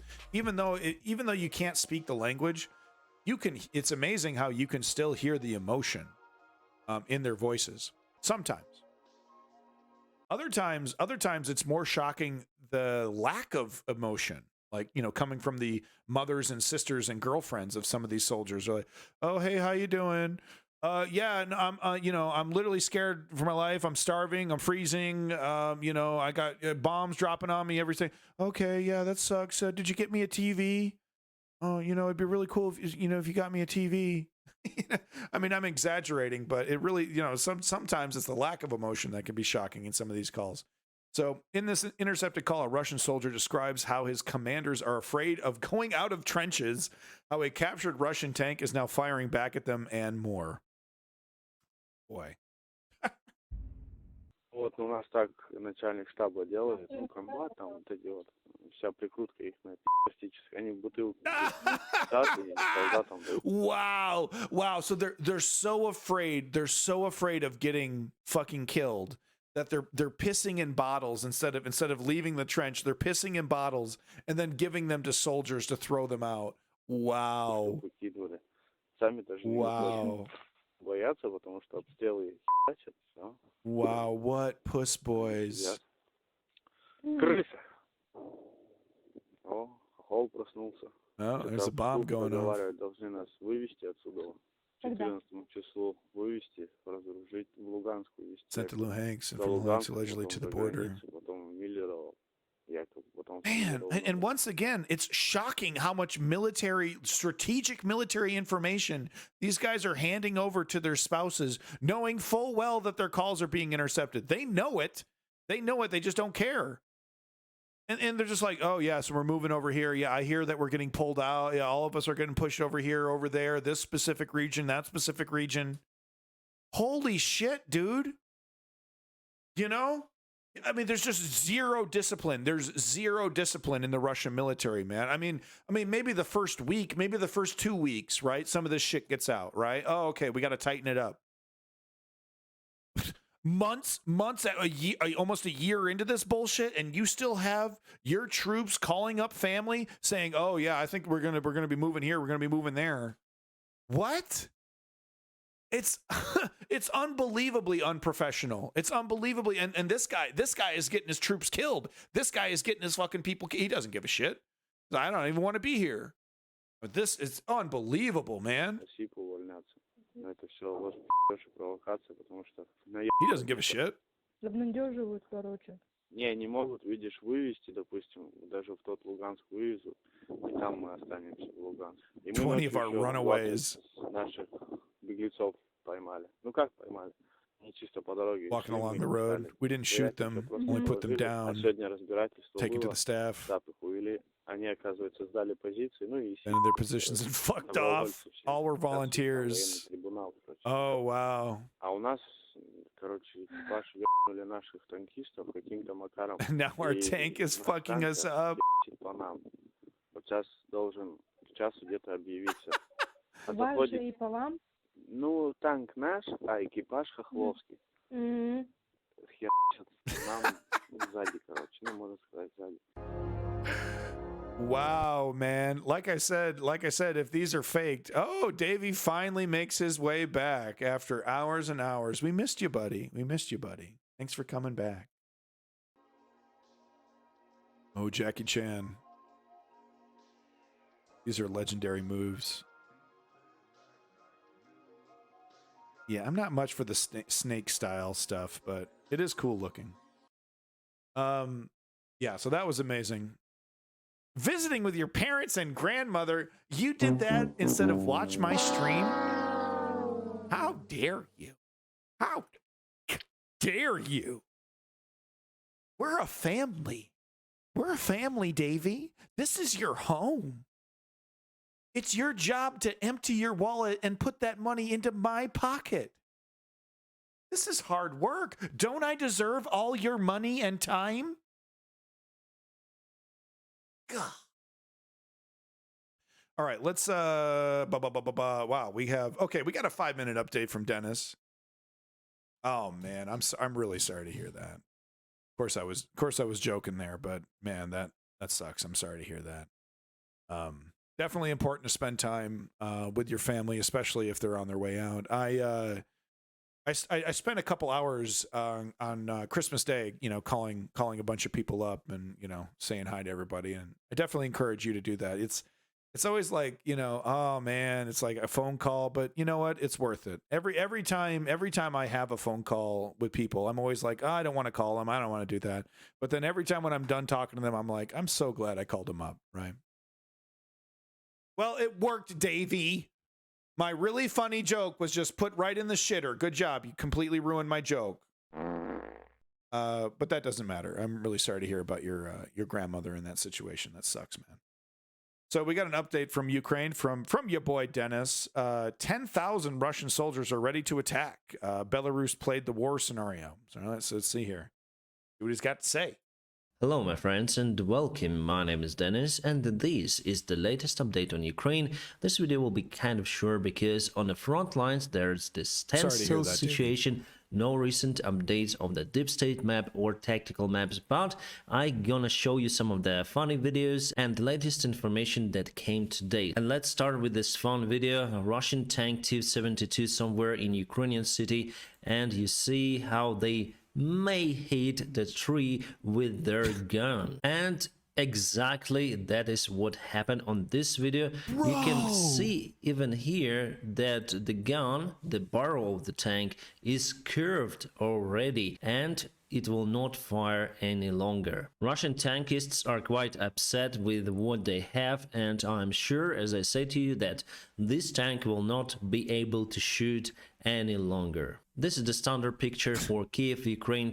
Line cut. What are you talking about, bud? Where did Dennis land when he finally left Ukraine? He's not saying. Yeah, he hasn't said. The speculation is somewhere in Europe. See Tesla with the generator in the back. There was the massive Russian drone attack today on the south part of Ukraine and eastern part. They used many of the Shahed drones. Most of them were shot down by Ukrainian air defense systems, and I don't know whether they are capable to fire them to Kiev city. And today we got the confirmation that finally Russia decided to send their strategic bombers further to the eastern part of the Russia, far away from Ukraine and Moscow, let's say. But our officials say that if needed, we can target them even there. And that's why I think Russia will switch on the drone attacks rather than using missiles. It's been reported that the Ukrainian pilots went on a training to fly the helicopters. The name of the helicopter is Sea King, and those helicopters may be used to rescue our soldiers from the front lines and also deliver some of the goods. Those are nice helicopters, but I would say quite outdated compared to the modern-day helicopters in NATO countries. Belarusian forces during their massive training in their army turned to the martial law scenario and possible war. Well, even if they join this war, they will not play a great role. The great role plays the geography, so the position of the Belarus. Well, guys, I gotta speed things along here. So these are just fun stories, and I love Dennis here, but this is just fun stuff. And I think it would be more beneficial for us to get an update from the Canadian dude. So let's go ahead and start at the map analysis here. Basically confirmed that the attack on Russian Air Force Base damaged 5 bombers, killed like 15 soldiers, some of them being in significant positions, and destroyed the control tower in Melitopol. And let's go straight to the point and see some most recent footage. And our first video comes to us from the capital of Ukraine, Kiev, where you can see the local residents celebrating the Christmas underground in the subway stations. The dates for Christmas celebration are different for Catholic and Orthodox Christianity. The first ones celebrate on December 25th, while Orthodox Christians celebrated on January 7th, but due to recent separation of Ukrainian church, they allowed, let's say so, to celebrate the Catholic Christmas as well. Our next picture comes... Yeah, we had someone in the chat gaslighting that it wasn't the Engels base that was hit. Yeah, it definitely was. It was from Luhansk region, and as you can see right here, the local, let's call them authorities, gave out new license plates for the cars, which include the Luhansk region as a part of Russia. I'm not sure if these license plates have been issued in very small quantities, but I'm almost certain that in the near future there will be pretty big collectibles. Next we go to already familiar and I tell you, I wouldn't be wanting to drive. I mean, I guess, I don't know. I guess I would actually take one, because I would, when the Russians are occupying the area, I would have it on my car, right, to have reduced amount of heat. But then I would switch back over to my Ukrainian ones as soon as the Ukrainian army got them the hell out of there. So I guess I take it back. I guess I would use it, because I was gonna say I wouldn't. I don't know if I'd want to use that. I'd look like a traitor, but you know, when you're under occupation, you got to survive. That's your number one, concern is, how do I live the next day in this occupation? How do I not piss these people off who can pull me away to some dark fucking corner, some dark ass basement somewhere, and torture me to death? Right? Like, how do I avoid that? Air base, which is located in Saratov region, Russia. And as you can see from this video, reportedly 2 attacks have been recorded against this airfield. According to the Russian side, they were able to intercept the Ukrainian drone, but because of the falling debris, it eliminated, or how they called it inflicted the damage to 3 Russian soldiers incompatible with life. And reportedly, as a result of the second attack, a local small headquarters has been seriously damaged. This is not the very first attack against Engelis airfield, and as a result of this, Russians relocated approximately half of their planes to another airfield, located in another part of Russia, which is... Give me some time, I'm just scrolling here. It's not here yet, it's a little bit more... Okay, here. It relocated to pretty much the eastern part of Russia, to the airfield with pretty interesting name, Ukrainka. As you can see, this new air base is located pretty far from the borders with Ukraine. Holy shit! But I'm pretty positive that there's still no panic. But nevertheless, unfortunately, Ukrainian side still reports that they do have the intelligence data that Russia prepares another mass attack against Ukraine in the near future. Specifically, what has been mentioned is that Russians lifted Il-76 A-50U reconnaissance plane, and several ships carrying Kalibr missiles have been spotted in Mediterranean, Black and Azov Sea. And as you can see from this picture, the total number of missiles estimated to be in these areas can be up to 100. And in case remember that footage we saw of those of the suicide remote control boats taking out those Russian battleships, that shit was nuts. These attacks do happen, which hopefully they won't, Russians obviously expect the retribution by Ukrainians. And that is why, as you can see from this video, which came to us from the capital of Russia, Moscow, we can see that several air defense systems have been deployed. We even have this video from the Moscow city center, which shows us 4 military helicopters Mi-8.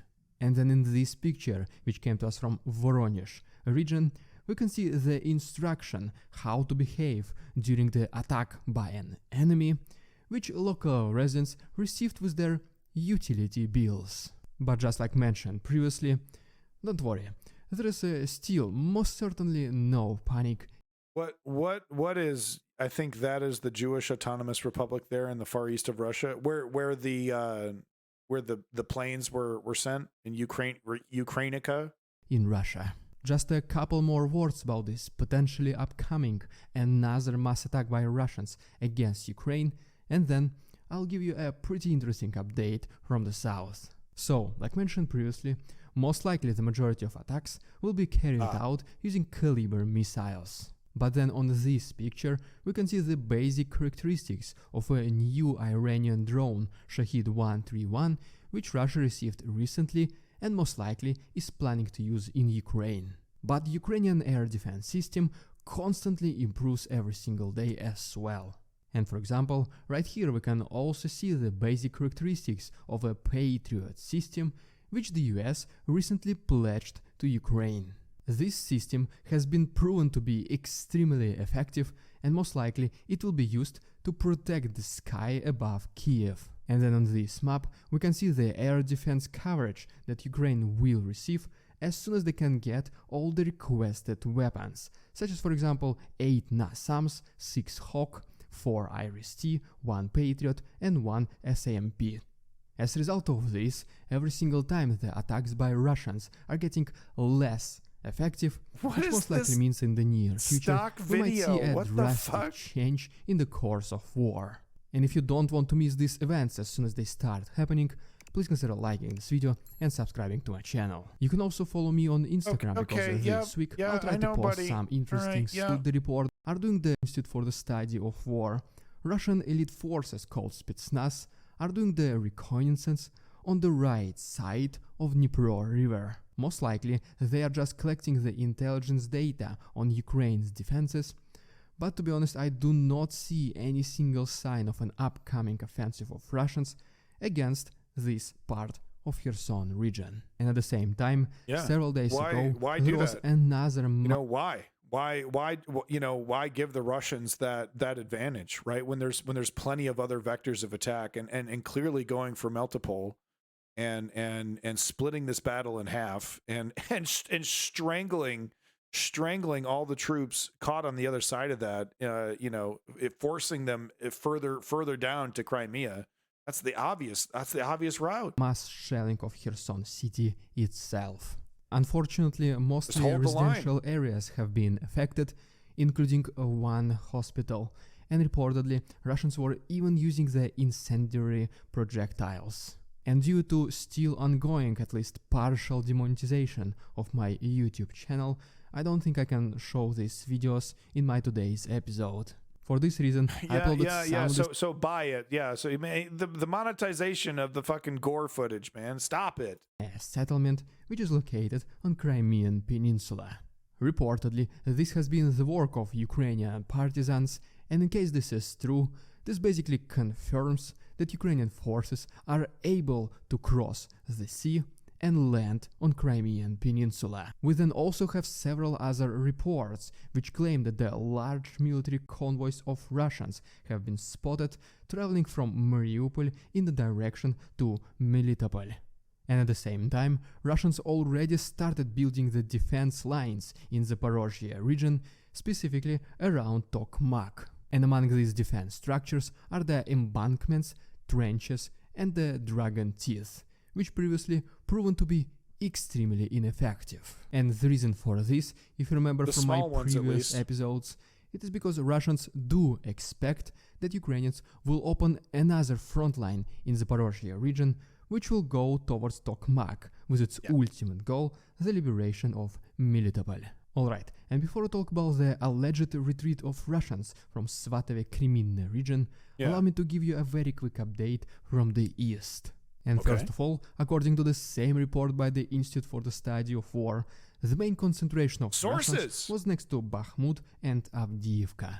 But reportedly, the private military company Wagner, which is primarily located in Bakhmut area, is suffering incredibly big losses. Which basically means that the pace of the Russian offensive in this area decreased significantly, and most likely they will even attempt to stall the combat activities. And speaking about Bakhmut, according to Ukrainian forces, the city itself has been fully liberated from Russian occupiers, and Russians suffered as many as hundreds eliminations per single day. But so far, 100 dead a day?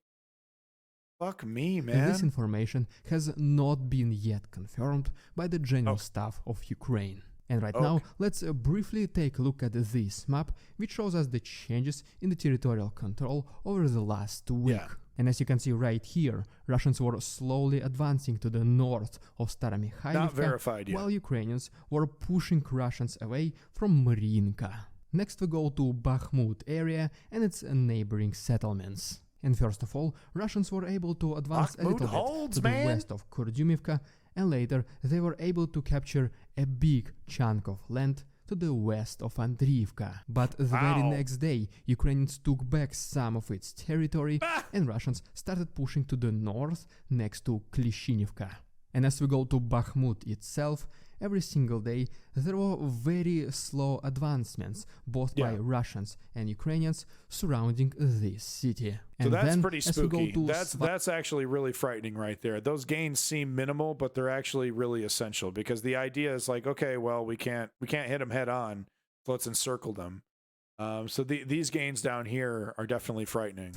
Every single day there were very slow advancements, both by Russians and Ukrainians, surrounding this city. That's pretty frightening. And then, as we go to Svatove-Kreminna area, we can see that Ukrainians were liberating small parts of this land to the west of this highway. And since we started talking about this area, let's really briefly talk about the alleged retreat of Russians from Svatove.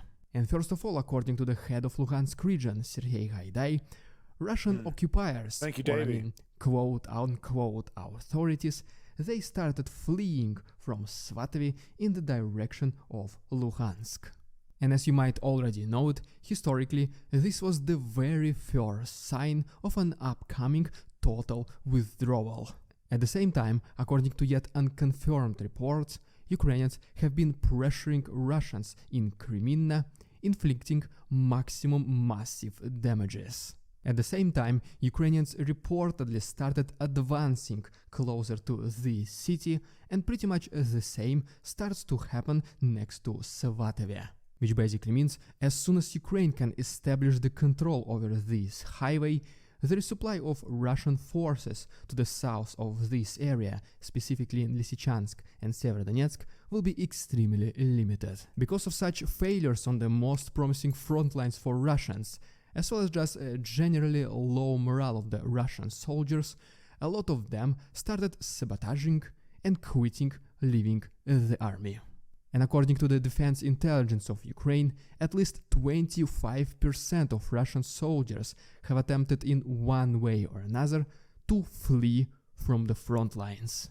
We even have this article which tells us that Putin himself acknowledges that he knows that Russian soldiers are surrendering their positions and run away.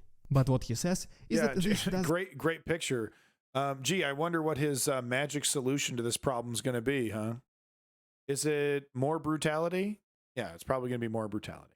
Does not happen in mass, and this is just not a problem. We can always just force, we can always just recruit more. Putin also mentioned that Russia does not have these so-called military camps or military prisons, and all of this is just a fake news. And then he added that this is normal for a regular person to get scared and run away, but Makes most of these sense. people return to the front lines voluntarily. Yeah. But then once again, according to the Defense Intelligence of Ukraine, according to their own data, the entire divisions of Russians, sometimes they do surrender as well. And according to their statistics, approximately 1.2 million people, which are mostly Russians and Russian soldiers, have 1.2 contacted million? the Ukrainian website, which is called I Want to Live. One of the features of this website is that it gives you the instructions how to properly surrender to the Ukrainian army. And as of recently, there have been as many as hundreds of applications every single day. And one of the main reasons for them to do this, it is because, as they explain it, they have absolutely no idea what are they doing in Ukraine and what is the reason to fight in this meaningless war. Right now this war generally slowed down, most likely because of an upcoming winter holidays. But to be honest, I'm pretty positive that we might see some rapid developments in the beginning of next year. And if you don't want to miss any of these updates as soon as they start Thank you, happening, Davey. just please once again subscribe. Like and subscribe, go to his fucking everything, like and do everything, do all that stuff. Absolutely. Davey's mentioning, you know, he read the Svatove. God damn it, I can't. I had it right. It's right on the tip of my tongue. Hold on. I want to say this correctly. Drives me crazy how I can't fucking pronounce half these words.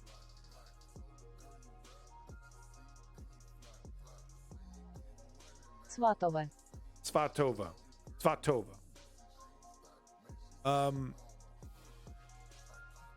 Like scribe today. Exactly. All right, real quick. I want to rush through this so that I can, you know, the wife needs me to drive her somewhere. Would you like some sweaty palms? Ukrainian patrol disarms Claymore with shelling in the distance. So imagine, I mean, this is a battlefield reality. Sometimes you do have to disarm mines while you're being shot at. So this specific person isn't being shot at directly, but they, you know, artillery is in the distance. And just like, I just don't understand how you can have the balls to do this. I mean, you walk up to a Claymore mine and you just, you know, you unscrew some stuff. I mean, look at this thing. It's just sitting here ready to blow the fuck up. Ready to blow the fuck up, right? It's got, I think that's a tripwire that's on it there. Yep. Snips the tripwire. Just calm, not shaking. Calm as it gets.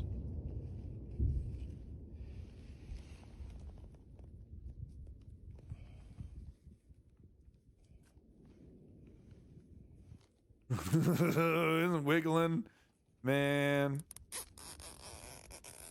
Okay, so he zip ties that portion. Is that holding in place?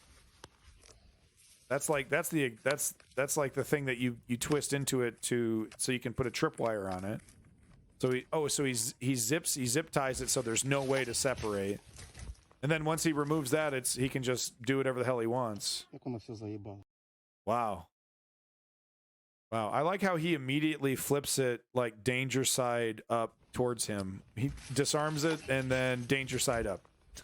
Okay, bud. Yeah. It's crazy. It's crazy how you can just do that. Yeah. Full video of Russian column being destroyed by Ukrainian kamikaze drones, including a first-person Javelin missile launch. Yeah, total pro. It's whatever. Whatever. It's a fucking Tuesday for this guy. Man, I would be pissing myself. I'd be ghost white. I'd be ghost white. Cameraman can't die. It's kind of interesting when you think about it. You know, it's highly likely that, you know, the cameraman is going to survive because we're seeing the footage. You know, unless we're seeing the enemy display enemy footage. But I think this one was from you, Davey. This is shocking. I mean, there's no blood. You don't see anybody, you know, blow up, but you do see how close these suicide, you know, kamikaze drones I mean, you could see the fear on their faces, man. It's crazy.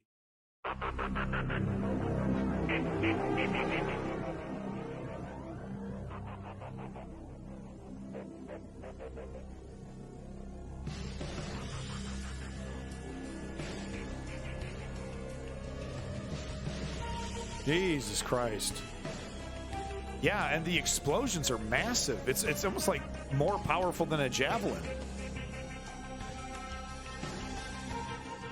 Right into the entrance. Right into the entrance of that trench right there. Boom, right into the back of an APC carrier.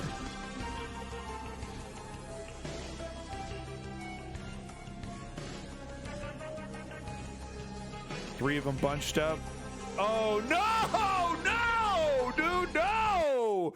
Holy shit, dude. Oh, man! Oh, man! God damn!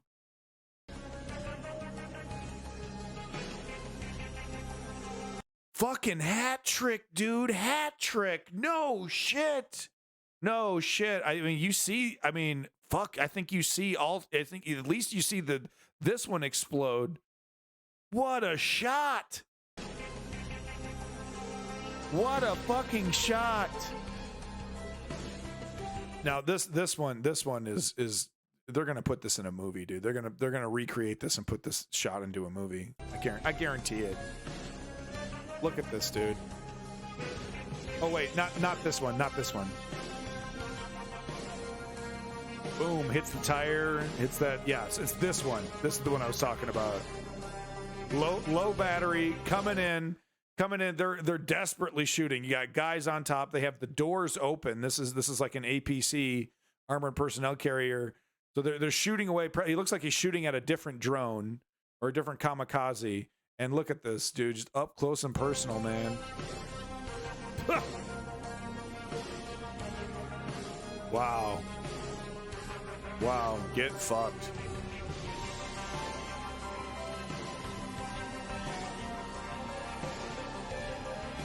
No wonder morale is so low, dude.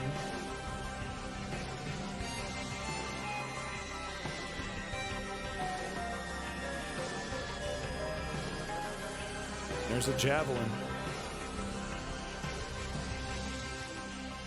Now I'm sure we could find some clips. I'm sure we could find some clips of Russians utilizing this technology against the Ukrainians, because it does seem one-sided. All this different footage you see.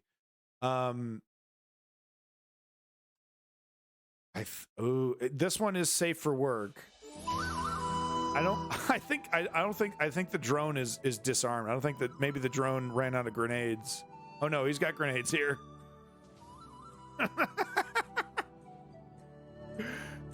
Fuck, dude. I'm laughing, but fuck, it must be terrifying. And the guy's trying to head him off. Oh, look at that. He's trying to head him off and he sees that. Dude, this is frightening, dude. This guy, I mean, oh shit, hold on, dude. This said it was safe for work. Let me double check this.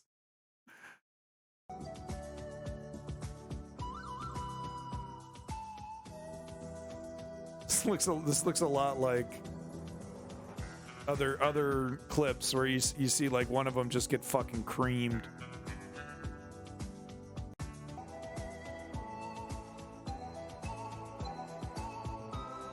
Okay, yeah. It's just some close calls. Okay, we're good.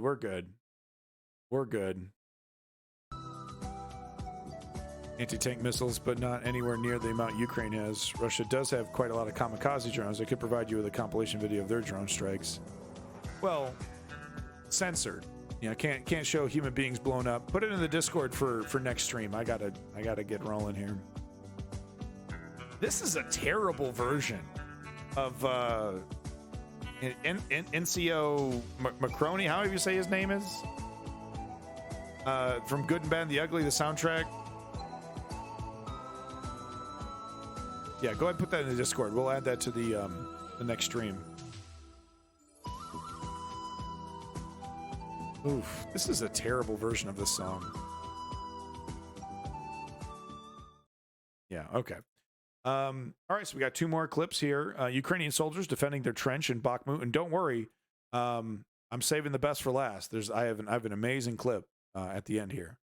Bust my ass down my back steps, taking out the trash. Oh shit, dude! You got a splinter in your ass? You fucking hit hard, dude. Are you okay? These boys are defending their trench here.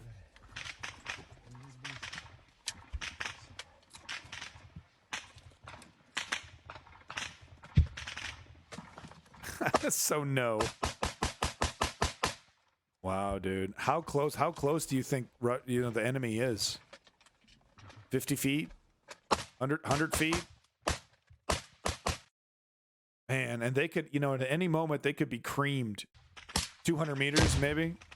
They could be creamed by a grenade, by a rocket, by an artillery shell. A tank could just throw a shell somewhere close and they'll be completely disoriented if they're lucky. Man, and look how deep this trench is. It's a lot of work.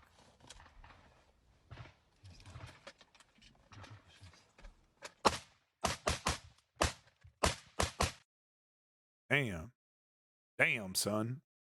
All right, final video of the day. Ukrainian troops in trench have close round hit their position. So this just gives you an idea of what that looks like, when you're defending your position and then all of a sudden, big boom comes in. This shit can happen at any time. Any fucking moment. Imagine trying to sleep through this, right?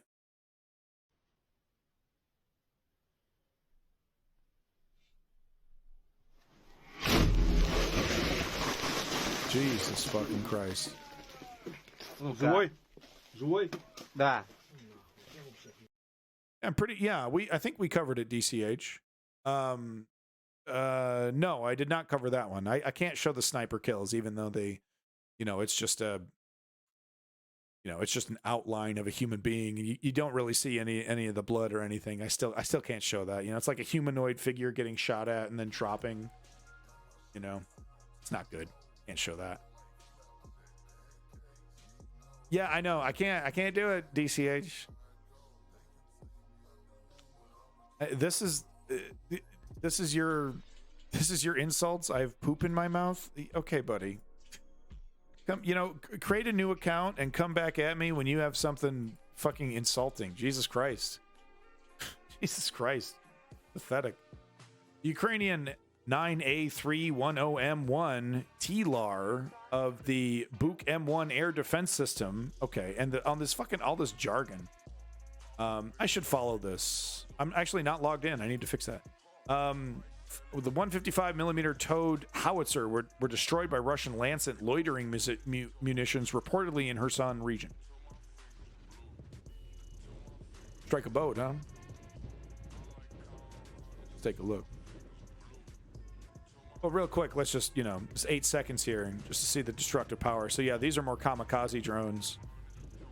Ooh, man, hitting right for the missile too, like going right for the munition. Crazy, man. I know I keep saying crazy, but it's crazy.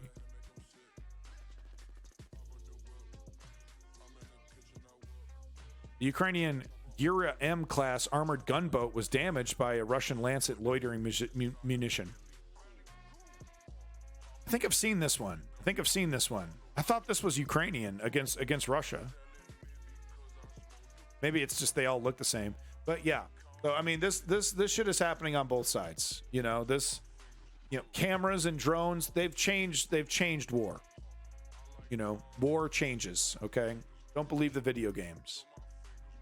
There you go, folks. There's your News Underground Hump Day edition. Is it Tuesday or Wednesday? It's Wednesday, right? Hump Day edition. Once again, I'd like to give a big, fat Garbage Fuel Award to Lenny for his incredibly generous donation of $500. Davey donated $50, I believe. Zio Duke donated $200. Big fat garbage fuel awards to you. Dirty crackhead over here showed up. Thank you for that. He's got to pull a splinter out of his ass. Garbage fuel award to the poor guy with a splinter in his ass. Line cut. Thank you for being here. I guess I'll give you a garbage fuel award. I feel like we need to do more. We need to hear more from you. Clutch Cargo, garbage fuel award, no doubt. Thank you for being here. Full Metal. It's a shame you didn't stick around. Maybe next time. Butter Knives, garbage fuel award for you. Butter Knives, thank you for being here. Big props, big fucking props. I love the debate lord. I love the debate lord who did I ban him immediately? No, I didn't even have to ban debate lord. He just asked, am I a lefty, and then left. What a pussy bitch. Is that what the right is? That's your debate masters on the right? Are you joking? You get oh, do you agree with me? No? Oh, goodbye.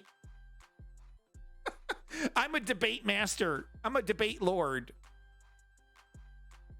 Unsatiable, welcome back. Thank you for being here. But yeah, big props to everybody.